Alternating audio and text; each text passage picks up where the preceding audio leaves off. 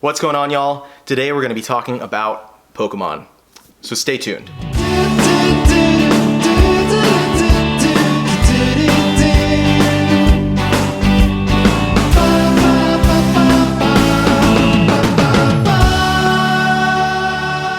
Alright, so recently I put out a video of my newly organized manga library. And in the comments, I got a few people asking if I wouldn't mind giving some thoughts on the Pokemon Adventures Collector's Edition manga. And I thought that was a great idea because they're such great books for what I think is kind of an underrated manga series since it's a video game adaptation. And I think there's a lot of people that should get those because they would definitely enjoy reading that series. Now, at the same time, I realized that I've never really talked about my relationship with Pokemon, and on this channel, I don't talk too much about video games, so there's never really been a big point for me to mention it. But I thought it'd be fun for me to take several minutes of your time, if you wouldn't mind, to give kind of my background and my backstory on my relationship with Pokemon and kind of where my love for this franchise came from. So we're gonna go back to 1998. Which was a big year for Nintendo. And before this, we're going to kind of take a step back even before then. Back in 1996, when the Nintendo 64 came out, that was my big Christmas present from Santa Claus that year. And I got that, and I had Mario 64 and Star Fox 64, and through the next couple years, I would buy a lot of, or for birthday and Christmas gifts, I get a lot more Nintendo 64 games.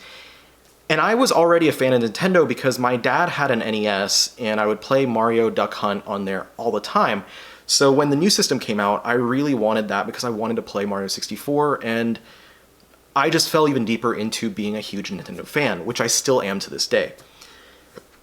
So 1998 comes around, and I think early that year I subscribed to the Nintendo Power magazine. And I loved this magazine because I felt like I was really being given that kind of behind-the-scenes look at Nintendo's games and all that kind of stuff. And in the magazine, I would see stuff about all the upcoming stuff. And of course, 1998 being such a big year because of, and I know there's a lot of other stuff, but the three big things for me were The Legend of Zelda Ocarina of Time coming out, the release of the Game Boy Color, as well as the North American release of the first generation of Pokemon games. So Christmas 1998, the big gift that I got from Santa Claus that year was a Nitro Green, I believe is what it was called, Game Boy Pocket. And along with that, I got two games. I got Donkey Kong Land and I believe Mega Man 2. And I played the hell out of these games immediately after I opened up that box. I was having so much fun because I'd never owned a portable console before, and it was so cool to me that I could lay down on my bed and play this game without, having to be in the living room with the TV or anything like that. So I was having so much fun with that, and I set the game down, and I think I went off to, eat something or, I don't know, play the N64. Maybe I got a new game on the N64 that year. I don't remember exactly what it was, but I set the Game Boy down, and my sister, who would have been 3 years old at the time, thought that for whatever reason it looked dirty, and so she picked it up and she took it to the sink in the bathroom, and with soap and water, she tried to clean my Game Boy. And I saw her when she was in the middle of this act, and I was very confused and upset about what was happening. So my parents took her aside, and, she's 3, you can't really get that angry with her, but just told her, don't do that, that's not right. And my dad took the Game Boy and he opened it up and he dried it out and got all the soap out of it and gave it back to me, and it worked. It wasn't completely bricked or anything like that. And mind you, this is a Game Boy Pocket, so it's already hard to see what you're doing on a Game Boy Pocket because, there's no backlighting or anything on there. I couldn't see crap on that screen. Like, it was even worse. It was even harder to see anything on that screen at that point. It was really faded, is what I remember. And so I was upset because my new toy, my new video game console had completely been ruined by my baby sister. And my parents were like, hey, it's okay, we'll go back to the store and we'll see what we can do.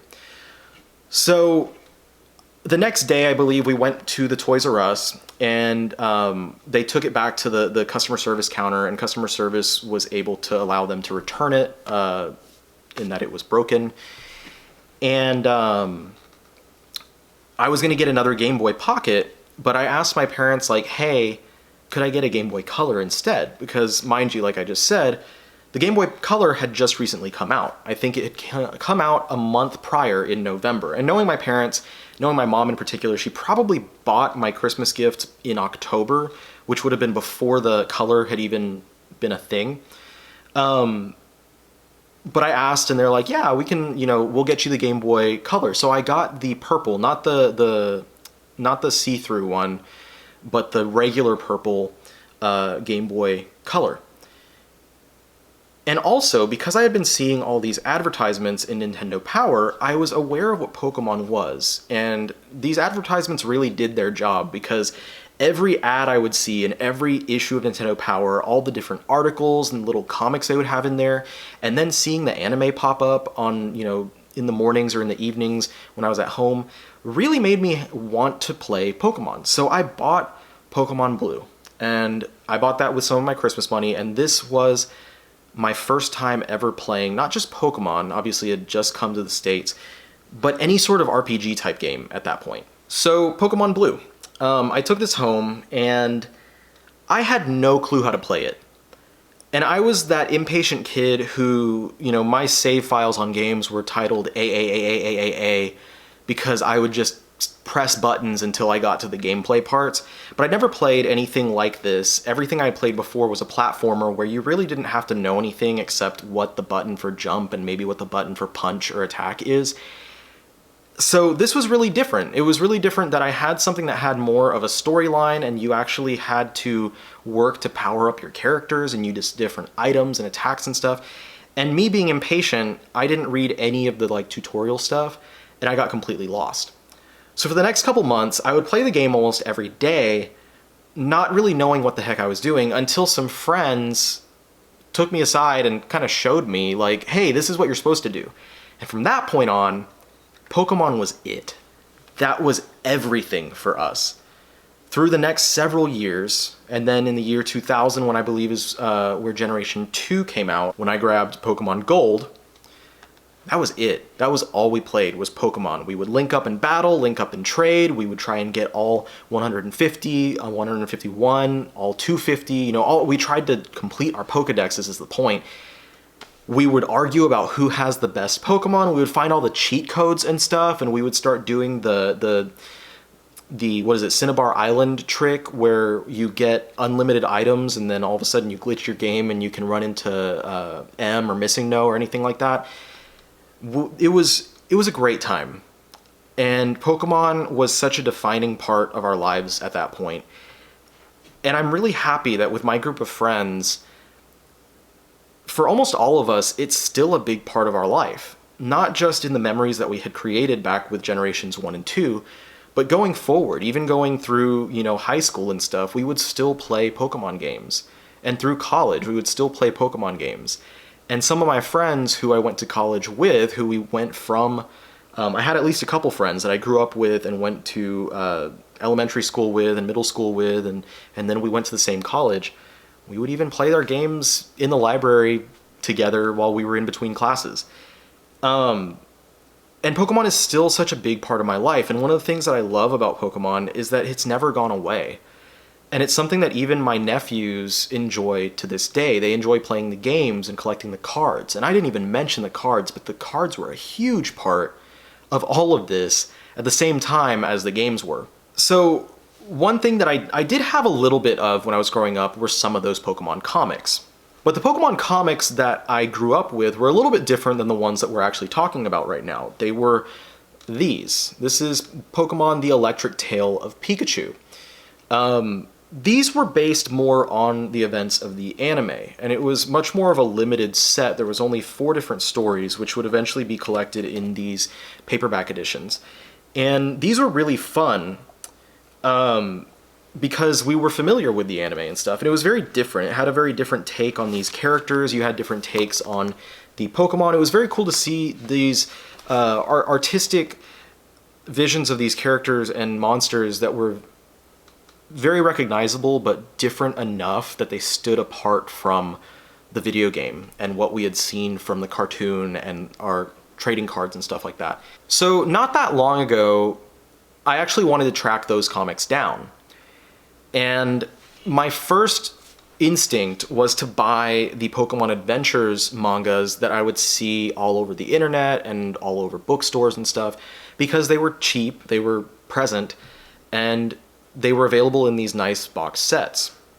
And so I ordered that first box set, and it was very quickly that I realized that that wasn't the same book that I was familiar with. And so I rectified that and found the books that I was familiar with on eBay, and that's what I showed you. And I read those, and they were still fun, but they weren't quite as good as I remembered them being. But I still had this Pokemon Adventures box set of the first generation of stories, the first 7 volumes covering the red, blue, yellow era of stories. And so eventually I sat down and I was like, well, I gotta read these, I bought them. And so I did, and I was completely blown away with how great this manga was. Now, the Pokemon Adventures manga is more of an adaptation of the video games than anything, but it's a very loose adaptation that kind of takes its own liberties in how it presents the storylines and the characters. You have different characters, such as the gym leaders, who are kind of acting in more villainous roles rather than just being characters that you have to face off against so that you can get to the Indigo League. And it characterized our main character of Red in a different way than, you might be familiar with him if you're comparing him to Ash from the anime. Because in the video games, Red doesn't really have a personality outside of whatever you do for him.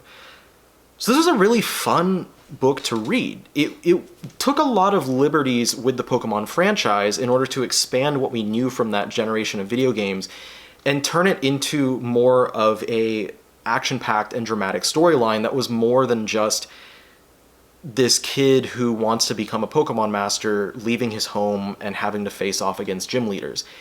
There was a lot of intrigue behind the good trainers versus the bad trainers, and which characters were good and which characters were not, and who was connected to Team Rocket and Giovanni and all that stuff like that. It made for a really awesome read. And so I had that original box set with the first 7 volumes, and at first I didn't intend to go any further, but eventually I thought, you know what, let me go ahead and try the second box set as well. And so I bought the Gold and Silver and Crystal box set, which has volumes 8 through 14, I believe. Now, not too long after I bought that second box set, Viz announced that they were going to be releasing the collector's edition paperbacks. These books are larger in trim size than the original volumes. They're about the same size as a signature volume from Viz Media, so that's comparable to something like Beastars or Urusei Yatsura. Also comparable to the size of the 2-in-1 Legend of Zelda manga that they put out several years ago. Each of these collects 3 volumes of the original series for an incredible bargain of $17.99 cover price, which you can get closer to about $10 online, or maybe a little bit more than $10 online if you order through places like Right Stuff Anime.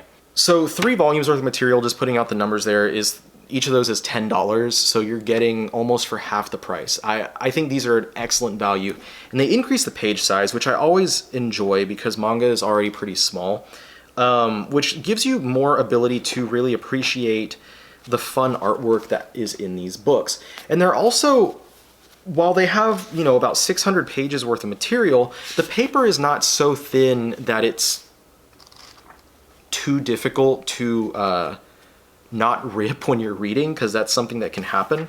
And it's also printed on nice, not very pulpy paper. It's not like the newsprint pulpy paper that you get in a bunch of manga. So for all intents and purposes, I think that this is a really great upgrade as far as the format goes.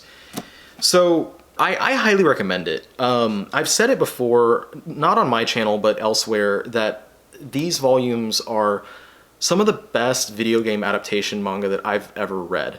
The Zelda stuff is fun, but it's not very good unless you're a fan of Zelda. But the Pokemon Adventures manga is something that diverts far enough away from being exactly what the video game was and just trying to give a flimsy artistic representation of what happens in the video games, to the point that you could enjoy this series even if you're not a fan of Pokemon. And they're also timeless, because reading this, there's not a point in here where I thought like, oh wow, this is very aged, because this is, something from the mid-90s.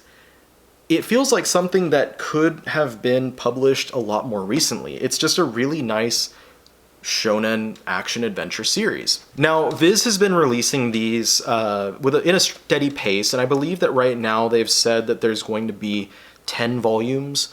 So they're at least planning on going through the contents of the first 3 generations, as well as adapting the Fire Red and Leaf Green era of the Pokemon games. Right now, the latest volume that we have is this guy, Volume 5, which collects Volumes 13, 14, and 15 of the original series. So this completes the Gold, Silver, Crystal age, and this is the first point in which we go into the 3rd generation, the Ruby and Sapphire era of the Pokemon games.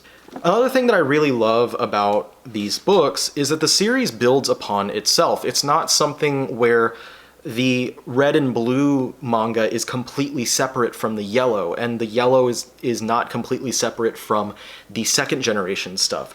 So when you're reading this, if you're enjoying red, blue, and yellow, you're really given kind of a cliffhanger that would make you want to continue reading into the 2nd generation, which would make you want to pick up further volumes, because they connect the stories together with characters that are in common and with different concepts that are in common and different villains that they have to fight that are in common that link you from one generation to the next. At the moment, I will admit I haven't read anything past Generation 2, but with how much I've been enjoying these books, every single time one of these volumes comes out, I have no question that I'm going to continue buying all of these for as many as Viz decides to publish. And I'm hoping that they'll consider going past Volume 10 so that we can get some of the further adaptations. In the end, I'm just going to say that I really love this manga as a Pokemon fan. I really love it as something that I feel like I could show to my younger nieces and nephews if I wanted to get them into reading and into reading manga. It's something that is fun for kids, but it's also fun for us adults who grew up playing these games back in the day. If you're not a longtime Pokemon fan like myself, then you probably won't get as much out of it, as it is geared towards kids. And while I said that this is something that's a manga adaptation of a video game that people who are not fans of that game could still enjoy, I will say that if you're not already a Pokemon fan, I don't think this is going to be the thing that's going to turn you into one. So while I would say you might pick it up and enjoy it if you're into shonen manga and stuff like that, it's likely not the thing that's going to make you decide, oh, I need to go back and start picking up some of those old games and playing those, because it's not really a game changer. But for those of us who did grow up with Pokemon and have those strong and memorable relationships that we formed with those games and with these characters, these collector's editions are exactly what you need to have on your shelf. So that's all I got as far as talking about Pokemon Adventures. I hope that this was a nice video that gave a lot of information about these books in particular, and also was maybe fun to kind of take a trip down memory lane and look back at my relationship with the Pokemon games to begin with. And with that, I'll see you guys on the next one. Peace out.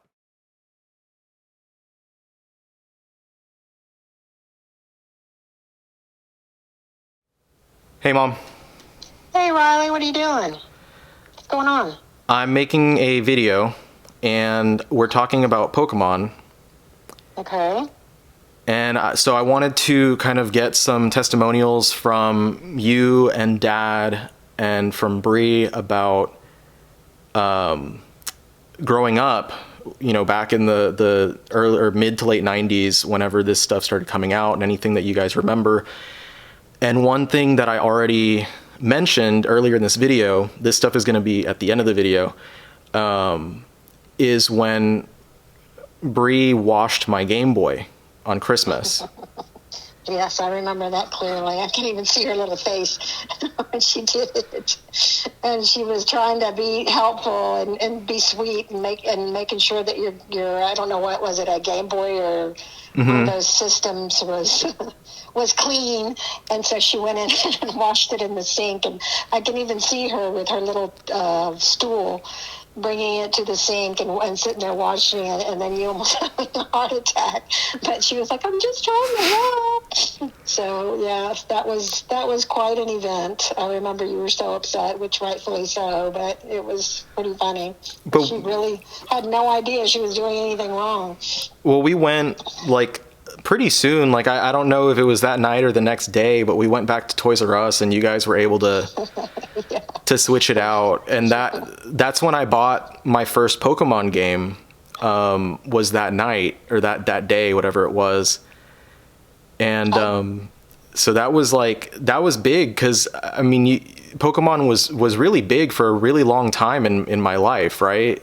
Yeah, it was huge. Well, you started off with Batman was your first love, and then you went through different stages. But Pokemon, yes, because all your friends got into it, and then you were trading cards, and then you had a huge collection. I remember you had a binder, and then I don't remember if that's the one that you had that kind of like that tackle box. Yeah, I Pokemon? did. That was. Yeah.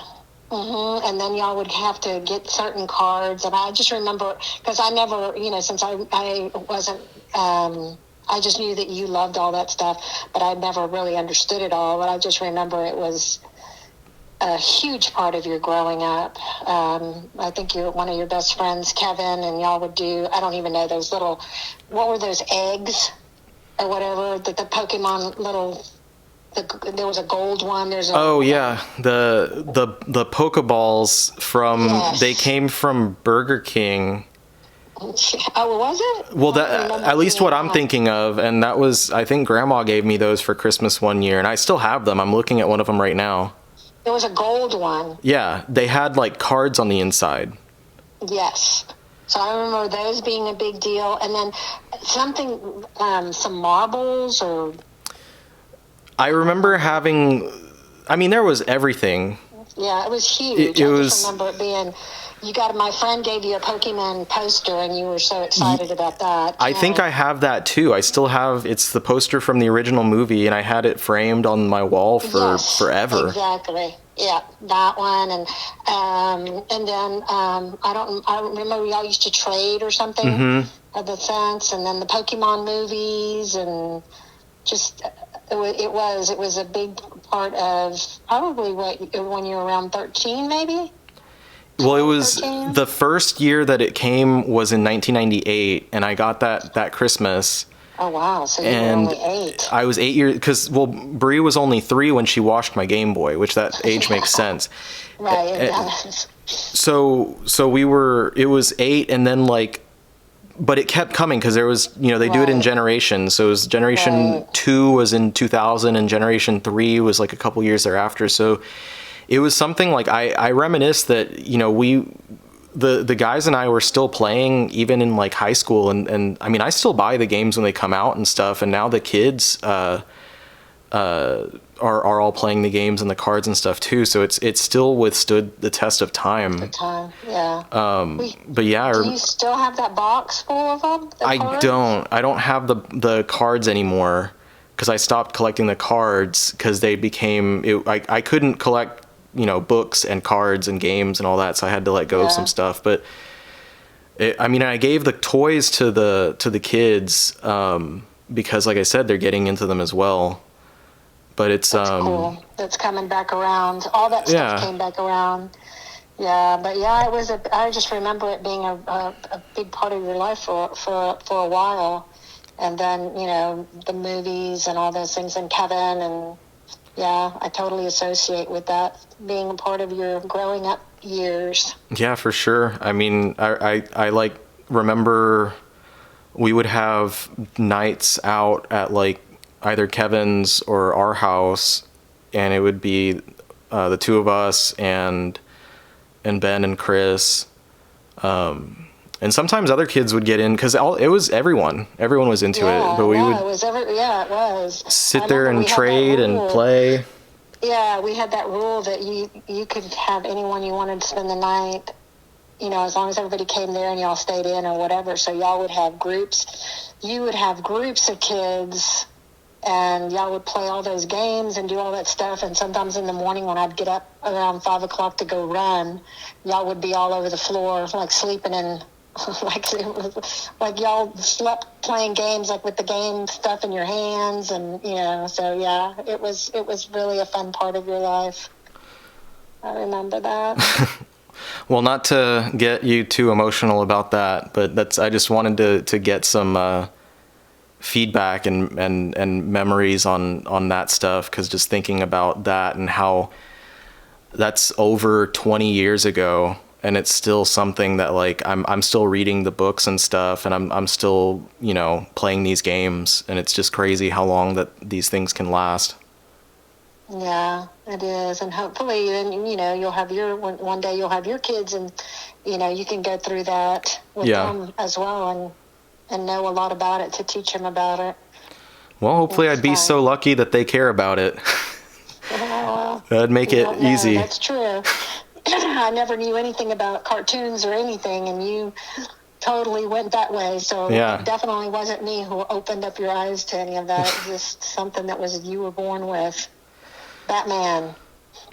So, Yep. Well, that's all I was wanting. Okay, Riley. I'll talk to you then later. Alrighty. All right, love you. All right, you too. Bye.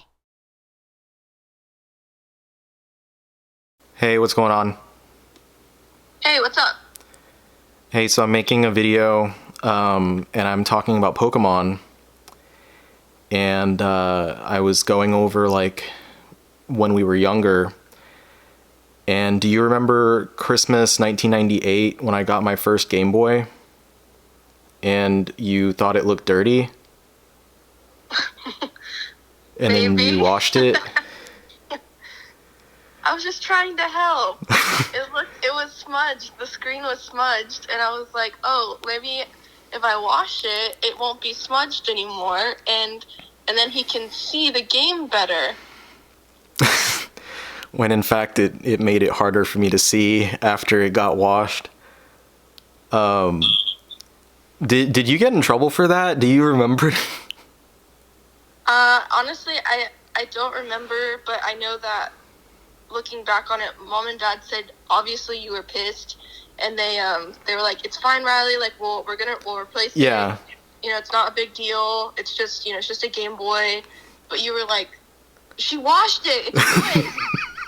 Like, I can't play it. I mean, Just got it. Yeah, it was the day I got it. So I was pretty upset, but I mean, like, yeah, it wasn't a big deal in the end of things, because I wound up going and it was a Game Boy Pocket, and I wound up getting the Game Boy Color after that anyway.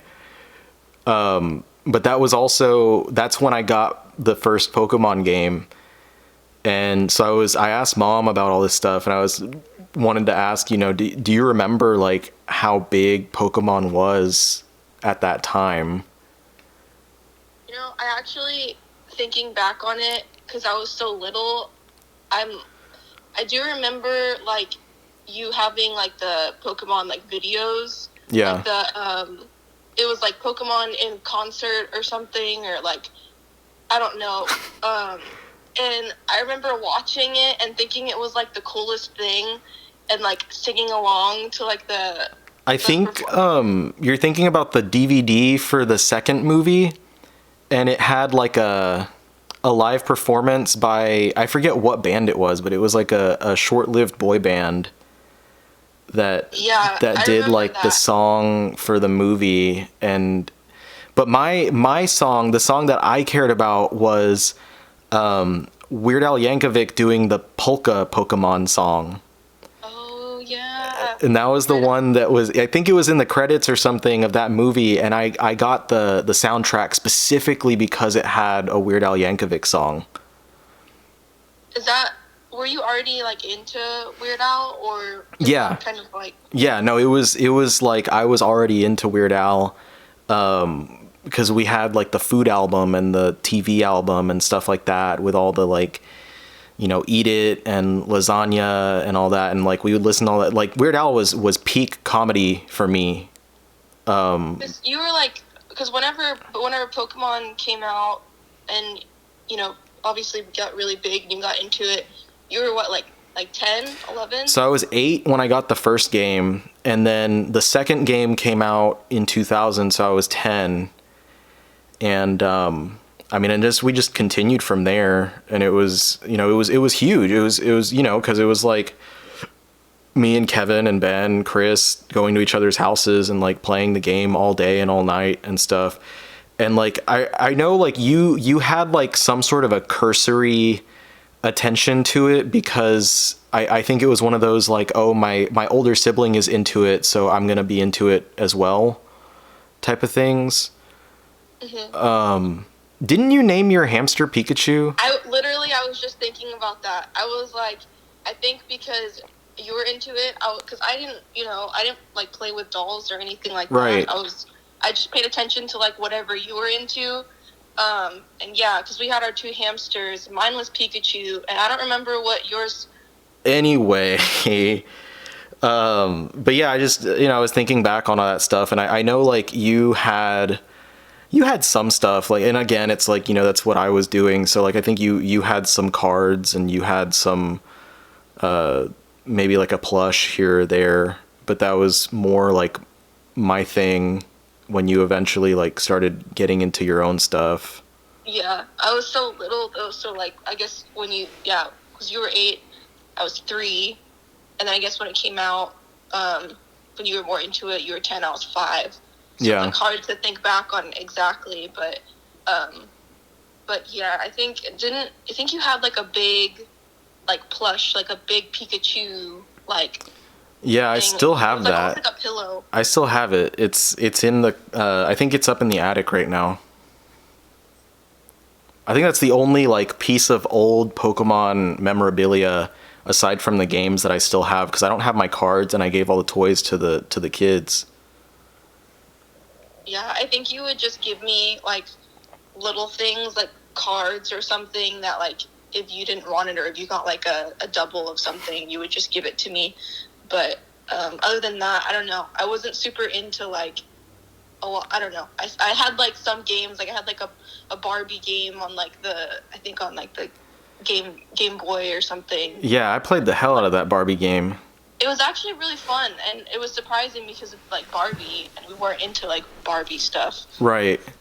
I remember playing it a lot because it was a bunch of puzzles and stuff, and so you would always be like, I need help with that, and then I'd just take it and like beat the game. Yeah, I remember I was like, I remember thinking like it was so cool. I was like, my brother can do anything. He beats all games.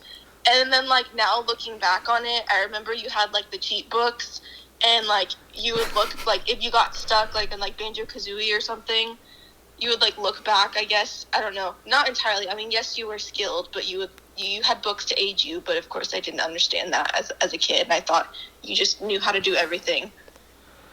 Well, thanks for revealing my secret. Well, not okay. No, I mean but it's true. I had the guides, but like it was something where like I would try to not use guides unless it was to track down like secrets and stuff like that. And that was like with Pokemon, there was a lot of that. So I would try and track down like the secret items and make sure I knew like where certain Pokemon were.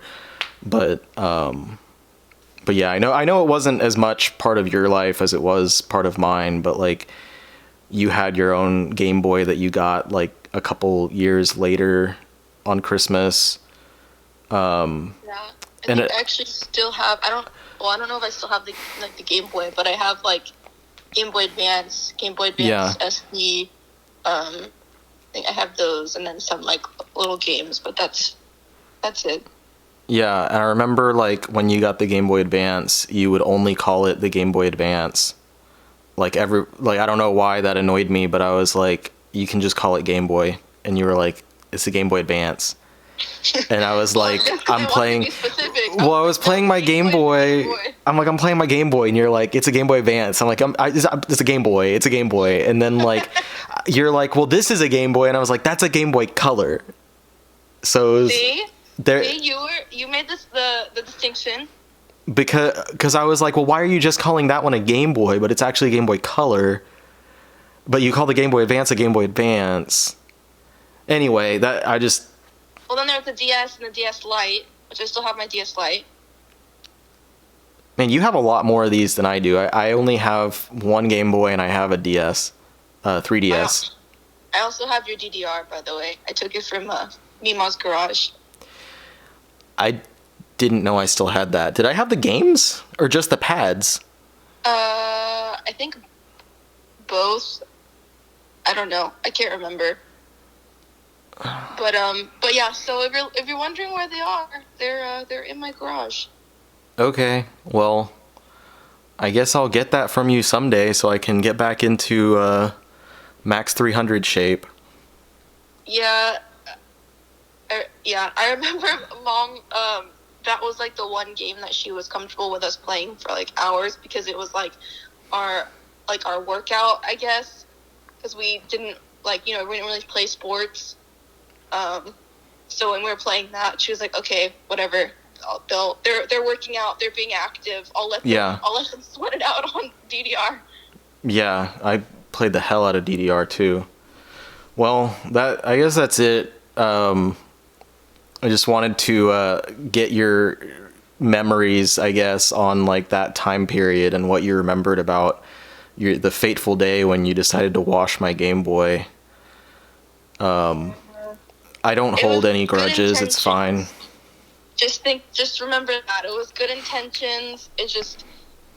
I thought it was dirty. Thought I would help you out. Didn't realize it would break the whole thing. I think that's exactly what Mom said too. When I talked to her. I'm glad she was on my side. Well, it's all good. I wound up upgrading to the Game Boy Color immediately thereafter. Well, there you go. So, good things happen, I guess. All right, well, I appreciate your time, and I'm sure this will make this a fun little time capsule of a video or so, I guess. Yeah, for sure. Glad to help out.